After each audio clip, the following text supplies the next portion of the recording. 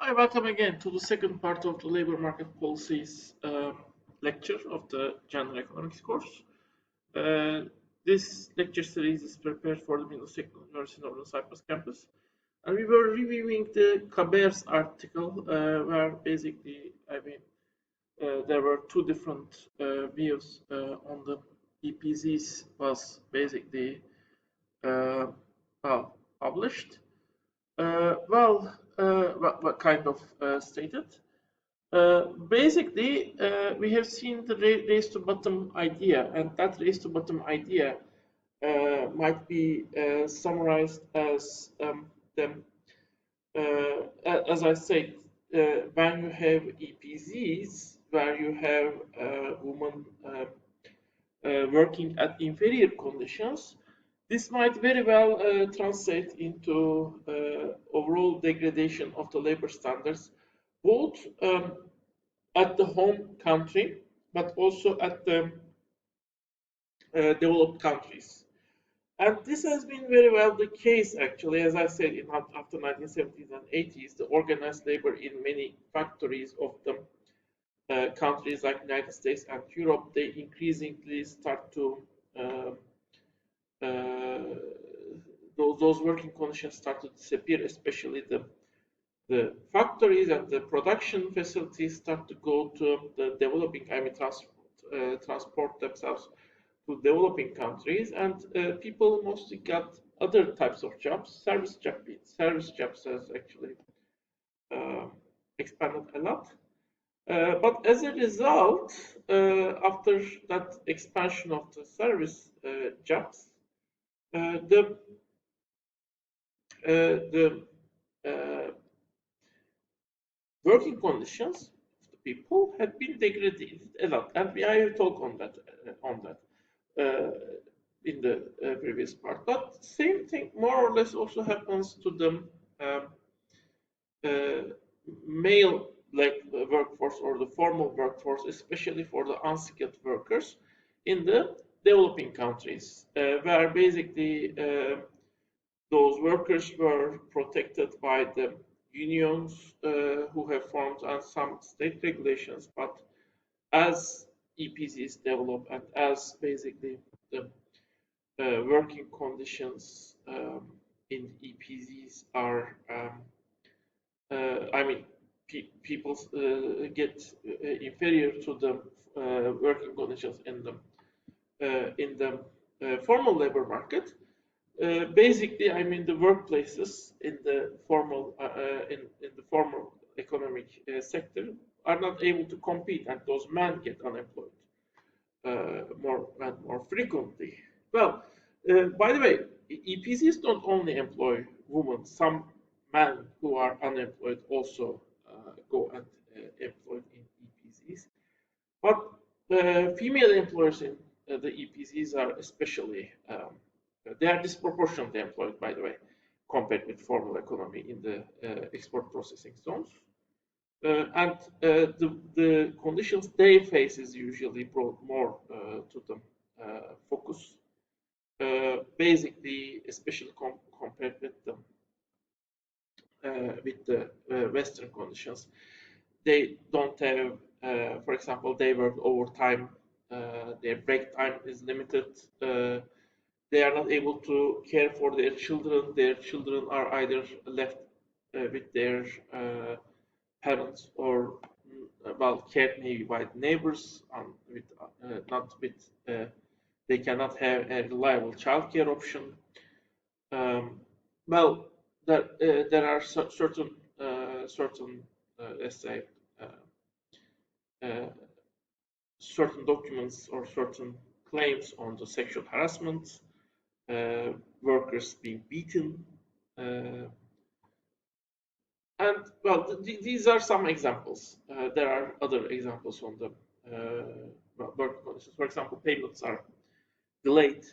Uh, well, and basically, the idea here is the lack of the labor standards in the EPZs are also harming those women. So why not put a um, well, basically force those companies to hold certain labor standards. So those companies might need to hold certain labor standards. How? Basically, the main claim to do so is suggested by not claim, suggested proposal to do so is well, putting a clause on the trade agreements. So if Bangladesh, the factories operating in Bangladesh, want to sell their products to the developed countries, or in China, or in India, or in Turkey, or in any other developing country, they need to follow certain standards, basically. I have mentioned one factor here, and that factor is actually, maybe I should mention also that there is also impossibility, there is also a lack of union organization in EPZs. So you are not able to organize in EPZs mostly. The laws that protect the unions don't exist there. Unions can exist outside of export processing zones and certainly developed countries. However, as this non-unionized, non-organized labor force becomes active, the unions in both outside of the export processing zone, that's APZ export processing, same thing, in the developing countries and basically in the developed world, get weaker and weaker. Well, we should mention, of course, those unions formed in one day, and they are not just, those union organization rights are not given as a gift to the workers. Basically, workers had organized for a long time in the world, in developed world especially, to some extent also in developing world, without laws supporting them. And then laws that are supporting those organization rights had been given with the struggle of the workers. So if now some conditions are end up making states to take away those rights, or end up workers become unable to use those rights, well, maybe there is something, again, that those rights are given after the struggle. Maybe there is something not that much okay with the current organized labor itself, both in the developed world and in the developing countries. And basically, those clauses, they are aiming to set certain standards. Wage might be one, minimum wage might be one thing they were talking about, as well as certain basic safety standards, maybe also no overtime work, maybe childcare standards, things like that. But if those standards are not met, basically you want the developed countries won't buy those products. And the idea is those companies are already mostly acting like global huge companies as oligopolies, who are anyway not competing when it comes to labor, but basically cooperating with each other. So the rules of competition don't apply there. So as a result, they are almost acting like monopoly, single buyers of the workers, labor force, and well, they would rather, so they can afford to give those workers this working conditions and higher wages, and as a result, the conditions of the women inside of those conditions of the workers outside of those export processing zones and the developed world also will improve, and everyone will win. Well, the main point is, if this doesn't happen, and if those companies end up stop operating, and not those countries, as well as maybe the female workforce working there, even though they are offering something to those companies, they might also have certain disadvantage. They don't have connections.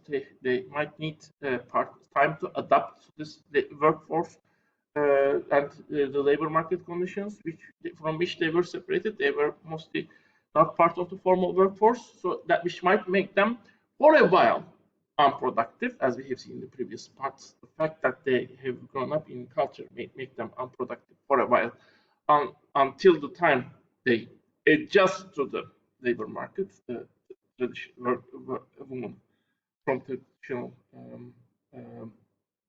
families, as well as the infrastructure of those countries might be inferior.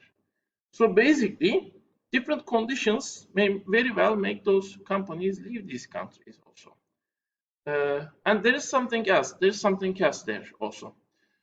And that something else is basically informal employment. Actually, those countries, as bad as they might seem, at least they are part of the formal employment, which basically means that they are legal entities which can be sued, which can be brought to the court.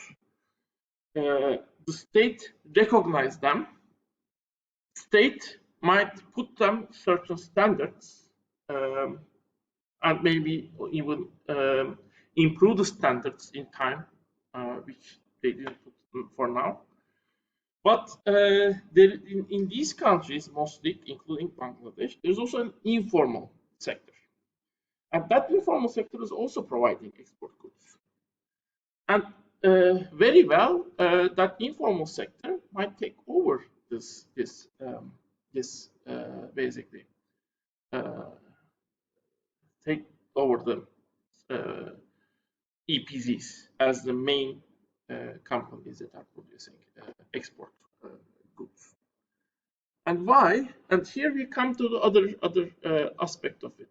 Well, the main point here is whenever workers are organized, mostly those workers who organize in countries like Bangladesh are men.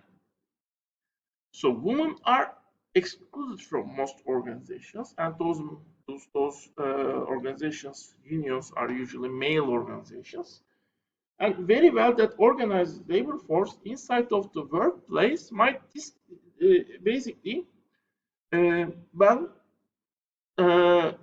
basically make women not work in the workplace by making them unproductive, by not cooperating with the woman in the workplace. Well, lack of organization inside of the export processing zone, in that sense, may give a woman a place where they are able to work inside of the formal economy, however bad it is.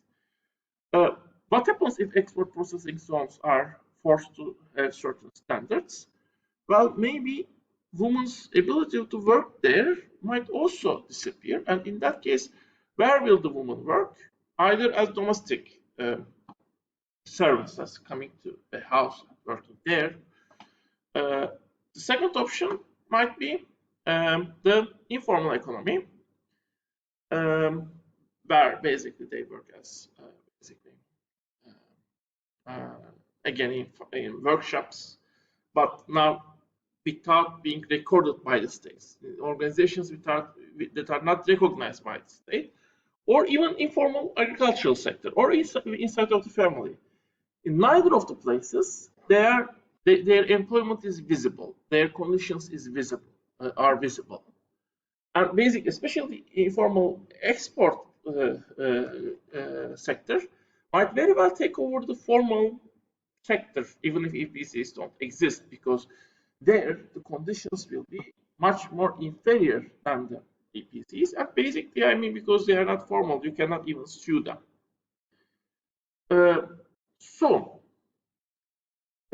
These are some ideas on the race to bottom idea, and basically some